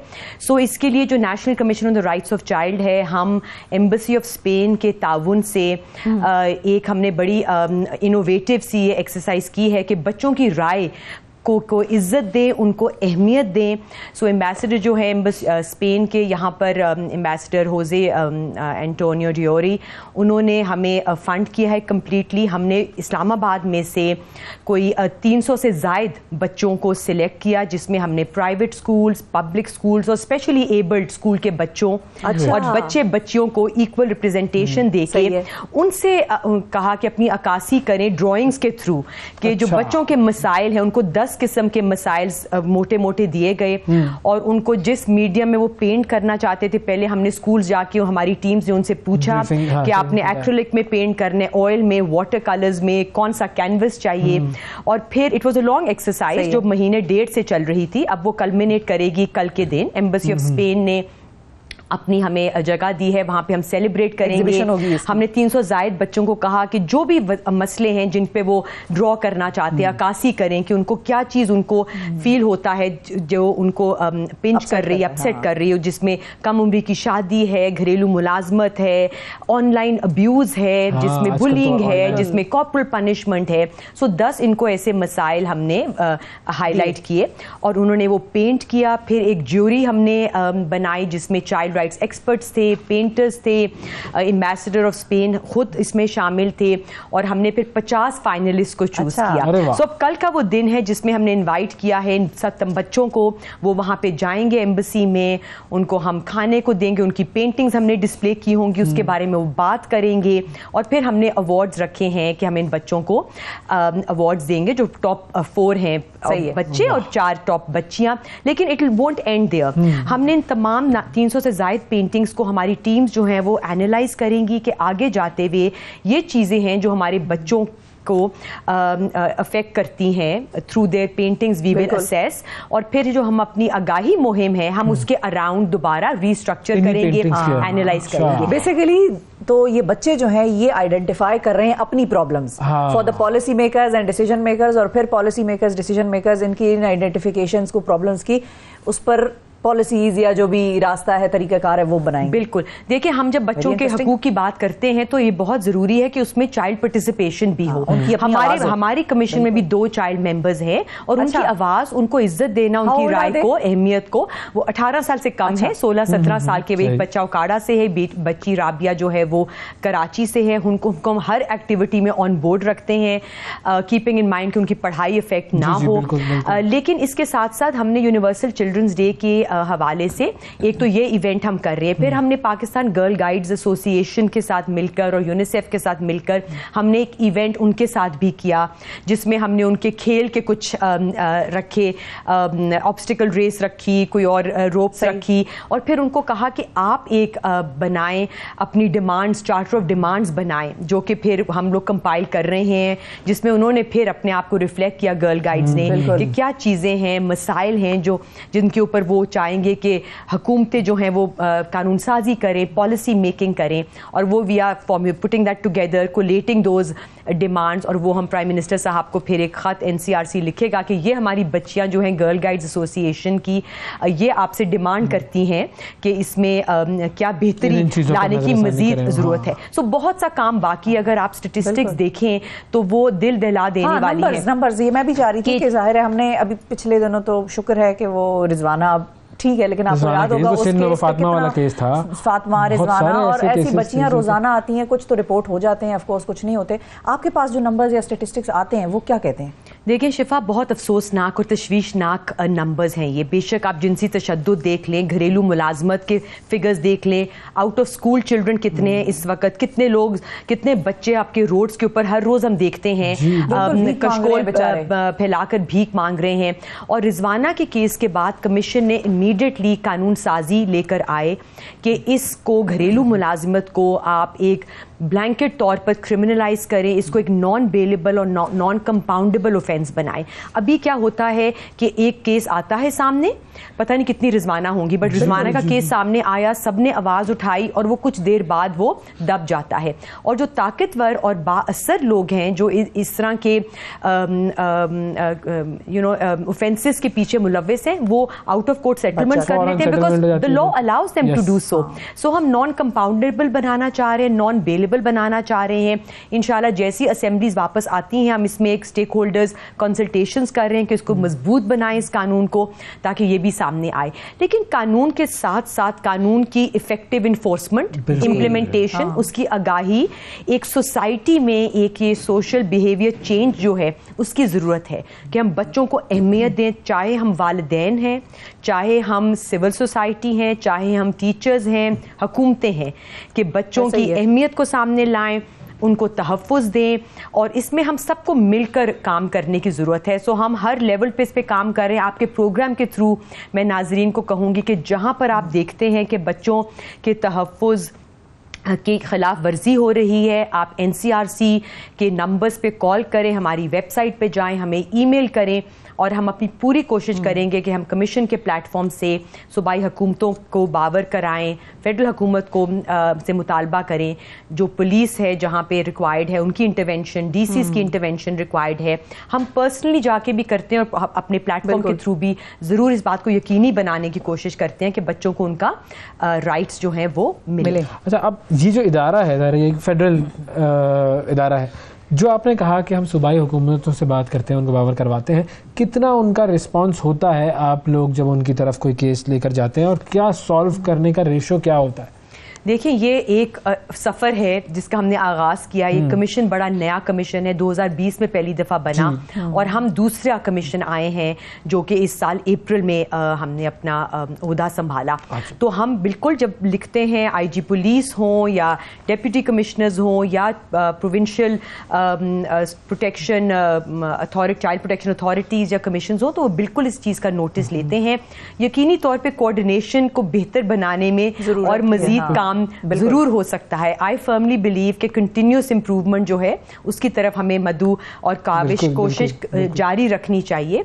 और क्योंकि child rights is a provincial subject, तो उसके अंदर हमारा कमीशन का मैंडेट तो पूरे मुल्क में है, लेकिन जब हमें अपने एग्जीक्यूशन करानी है, बच्चों को उनके हकूक मुयस्सर कराने हैं, या उनको शेल्टर होम्स देने हैं, तो आपने यकीनी तौर पे सूबाई हुकूमत और कमीशन के साथ काम करना है। तो वो सुनते हैं बिल्कुल हमारी बात, लेकिन ये हमारा सक्सेस आई वुड मेजर कि हम इन नंबर्स में अगर हम कमी ला सकें अपने टेन्योर के एंड में, और एक रिफॉर्म कर सकें अपनी सोसाइटी को, कि हमारे बच्चों के साथ ये जो रवैया है उसको चेंज किया जाए और उनको इम्पोर्टेंस दी जाए जो कि उनको देनी चाहिए, उनको तहफ़्फ़ुज़ दिया जाए। ये तब्दीली जो है वो हम भी चाहेंगे, और इस तब्दीली में साथ हैं आपके। बिल्कुल हम साथ हैं, और लोगों को एक चीज़ पॉइंट ये जहन में रखना चाहिए कि बहुत सारी ऐसी जहनी अमराज हैं, बहुत सारी ऐसी आदात हैं, बिहेवियर्स हैं, जिसको मेडिकल साइंस कहती है कि अगर किसी बच्चे के साथ वो ट्रॉमा बचपन में गुजरे तो वो खुद आगे जाके या तो उस ट्रॉमा को किसी और बच्चे के साथ रिपीट करता है, यानी कि खुद फिर वो अगले को विक्टिमाइज करता है, या उसकी अपनी आदत ऐसी हो जाती हैं कि जिससे उसकी अपनी जहनी अमराज, जहनी हालत पर जो है वो मसाइल पैदा हो जाते हैं। तो इस चीज़ को भी रोकना बचपन के लेवल से ज़रूरी है और इसको बहुत सीरियसली लेना चाहिए। बहुत शुक्रिया आयशा, आपका वक्त दिया आपने। नाज़रीन, वक्फा लेते हैं, वक्फे के बाद दोबारा हाजिर होंगे, हमारे साथ रहिएगा। सुबह सवेरे पाकिस्तान, सुबह सवेरे पाकिस्तान। वेलकम बैक जी। अब आपको हम अवैस से पूछ कर ये बताएंगे कि कोहाटी चप्पल क्या होते हैं। अवैस, कोहाटी चप्पल क्या होते हैं? मुझे क्या पता, मैंने तो कप्तान चप्पल का सुना था भाई, कोहाटी चप्पल का नहीं सुना, लेकिन हमारे जो नुमाइंदे हैं। हाँ, लेकिन there are several types of chappals in Pakistan. हर इलाके के अपने अपने चप्पल हैं। कोहाटी चप्पल, कप्तान चप्पल, कोयटा का चप्पल जिसको चवट कहते हैं, उसके लिए वो चप्पल जो अम्मी ने मारा था बचपन में, वो भी बड़ा अच्छा खासा लगता है, और उसकी काफी सौगात और काफी सिग्निफिकेंस है हमारी जिंदगियों में। लेकिन फिलहाल हम आपको लेकर चलते हैं नूर मोहम्मद बंगश साहब की तरफ, और वो हमें बता रहे हैं कि कोहाटी चप्पल क्या होता है, कैसा होता है और लगता कितना जोर का है। गुवाहाटी चप्पल कोई ब्रांड नहीं, लेकिन मकबूलियत में अब भी इसका कोई सानी नहीं। जिसने एक बार गुवाहाटी चप्पल पहनी, फिर कभी कोई और चप्पल दिल को न भाई। माहिर और तजुर्बाकार कारीगरों के हाथ की बनी ये चप्पल जहाँ पैदार होती है, वहाँ इसकी दीदाजेब डिजाइन खरीदारों को मुतवज्जे कर देते हैं। इस चप्पल की मांग बैरून मुल्क इतनी है कि बाहर रहने वाले भी गुवाहाटी चप्पल ऑर्डर करते हैं। ताहम माहिर कारीगरों के मुताबिक महंगाई अब इनके कारोबार को भी बुरी तरह मुतासिर कर रही है। हमारी गुवाहाटी चप्पलें हम ये बनाते हैं, तकरीबन 2006 से मैं काम कर रहा हूँ अब्दू के साथ। ये हमारी गुवाहाटी चप्पलें, ऊपर लेदर लगा है, नीचे भी लेदर लगा है, ये हम खुद बनाते हैं। ये देखो, ये गुवाहाटी चप्पलें है, हम खुद भी बना रहे हैं। और ये इसमें खासियत ये है कि इसमें चीज़ अच्छी लगती है और पायदार बहुत है, इसलिए मशहूर है। हाथ का काम जहां मशीनों को मुंतकिल होने लगा है, वहां गुवाहाटी चप्पल की इंडस्ट्री को जिंदा रखने के लिए जदीद टेक्नोलॉजी अपनाने की अशद जरूरत है, मगर कारीगरों के वसाइल कम हैं और सरकारी सरपरस्ती न होने के बराबर है। इसलिए इस रिवायती प्रोडक्ट की जगह अब मशीनी चप्पल ले रही है। महंगाई की वजह से ये गाहक आजकल बहुत कम है, पहले बहुत ज्यादा हुआ करता था अल्लाह के फजल से, लेकिन आजकल जो है ना, हम किराया भी नहीं पूरा कर सकते इसमें। गुवाहाटी चप्पल को जिद्दत देकर अगर इसकी मार्केटिंग की जाए तो न सिर्फ पाकिस्तान बल्कि बैरून मुल्क भी ये जगह बना सकती है, मगर बदकिस्मती से कोहाट में कोई ऐसा इदारा मौजूद नहीं जो बीमार होने वाली इस सनत को संभाला दे सके। नूर मोहम्मद बंगश, 92 न्यूज़, कोहाट। जी, ये थी गुवाहाटी चप्पल। ज़ाहिर है हर जगह फैली जाती है, लेकिन बहुत सारे लोगों को नहीं पता होता। एक और चीज़ फैली हुई है पाकिस्तान में, वो है सीजनल इन्फ्लुएंजा। ये फैल चुका है, अपनी प्रोटेक्शन कीजिए और अपने घर वालों की प्रोटेक्शन कीजिए। हमारे साथ डॉक्टर उस्मान जफ़र मौजूद है, उनसे ज़रा बात करते हैं कि भाई ये फैल गया है जो इन्फ्लुएंजा, उससे बचा कैसे जाए। अस्सलाम वालेकुम सर। जी वालेकुम सलाम सर। सबसे पहले तो थोड़ा सा अगर हमें गाइड कर सकें कि ये सीजनल इन्फ्लुएंजा लोगों को बता दें, ये है क्या चीज़? ये वायरल इलनेस है एक, और सीजनल इसे इसलिए कहते हैं कि इसका जो स्प्रेड है वो कुछ साल के मखसूस महीनों में होता है। इन्फ्लुएंजा वायरस है बेसिकली जो पर्सन टू पर्सन कांटेक्ट या टच से और ड्रॉपलेट से एक बंदे से दूसरे में मुंतकिल होता है। तो पाकिस्तान में आम ज़ुबान में इसको लोग मौसमी बुखार या नज़ला ज़ुकाम, बाद लोग नज़ला ज़ुकाम अगर माइल्ड डिजीज़ हो तो वो कहते हैं, लेकिन जाहिर है कि ये एक मखसूस वायरस से हो रहा होता है। अच्छा, इन्फ्लुएंजा नाम से बड़ा कॉम्प्लिकेटेड सी बीमारी लगती है, वाकई इतनी कॉम्प्लिकेटेड बीमारी है ये? कॉम्प्लिकेटेड हो जाती है कुछ लोगों के लिए, और इसकी जो कॉम्प्लिकेशन की असल वजह है वो ये है कि इसका जो स्प्रेड है बहुत ज़्यादा है, इसका इंसिडेंस दुनिया भर में बहुत ज़्यादा है। तकरीबन 1 अरब लोग हर साल इस बीमारी से मुतासर होते हैं। अच्छा। और बहुत कंसिडरेबल तादाद में लोग यानी इस बीमारी के हाथों फौत भी हो जाते हैं। सही। और ये स्पेसिफिक सीज़न होता है इसके फैलने का? ये सर्दियों की बीमारी है, आमतौर पर अक्टूबर नवंबर के महीनों में शुरू होता है, और फिर जो सर्दियों का सीज़न है सारा, उसमें ये पाकिस्तान में कॉमन होती है। अच्छा, और अलामात की अगर हम बात करें, अलामात क्या क्या हैं इसकी? अलामात इसकी वही हैं जो एक नज़ले ज़ुकाम की होती हैं। एक हेल्दी जो बंदा है वो फील जो करेगा चीज़ें, उसमें बुखार है, तेज़ बुखार चढ़ जाना, जिस्म में दर्द होना, हेडेक, रनी नोज़, और गले में ख़राश, और इसके साथ खांसी, तो ये अलामात होती हैं। इसके साथ ही शुरू होता है। अलबत्ता इसमें जो ख़राबी का पहलू है वो उस वक्त आता है कि जब ये किसी ऐसे बंदे को हो जाए जो बहुत ज़्यादा एजड है या पहले से कुछ बीमारियों में मुब्तला है, उसकी इम्यूनिटी डाउन है, तो उनमें फिर ये जो लंग्स हैं उनको अफेक्ट करके तो नमूनिया कॉज कर सकता है, और फिर सेकेंडरी बैक्टीरियल इन्फेक्शंस कॉज कर सकता है, जिनसे फिर लाइफ थ्रेटनिंग भी हो सकता है। तो आपने जैसे कहा कि ये जो इसके सिम्टम्स हैं वो तो तकरीबन आम बुखार फ्लू वगैरह के जैसे ही हैं, तो कैसे पता चलेगा एक आम इंसान को कि भाई उसे एक आम बुखार हुआ है या इन्फ्लुएंजा हुआ है? देखिए, ये तो पता लगाने की ज़रूरत नहीं है। अच्छा। एक हेल्दी बंदे को ये ज़रूरत नहीं है कि वो ये चेक करवाए कि ये इन्फ्लुएंजा हुआ है, इसलिए कि ट्रीटमेंट में कोई ख़ास फ़र्क नहीं पड़ता। कुछ और वायरसेस भी ऐसे हैं जो एक इंडिविजुअल के अंदर इससे मिलती जुलती डिजीज़ कॉज कर सकते हैं। एडिनो वायरस है, अब ये हमारे यहाँ जो पिछले 2-3 सालों से ये जो SARS-CoV है, कोविड-19 है, तो ये भी कर सकता है इस तरह की माइल्ड डिजीज़। तो पता लगाने की ज़रूरत तो नहीं है, लेकिन असल में समझने की ज़रूरत ये है कि ये एक प्रिवेंटेबल कंडीशन है। जो लोग एट रिस्क हैं उनमें ये प्रिवेंट हो सकता है, और उनको इसके अगेंस्ट वैक्सीनेट हो जाना चाहिए। सही है। और ये प्रिवेंशन होती कैसे, मतलब किस तरह से इसकी प्रिवेंशन की जा सकती है?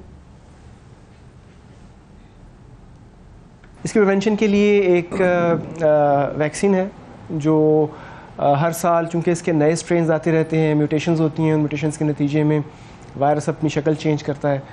और इसके ऊपर काम इसलिए ज़्यादा होता है कि ये जो वबा है ये दुनिया में करोड़ों इंसानों की जान ले चुकी है।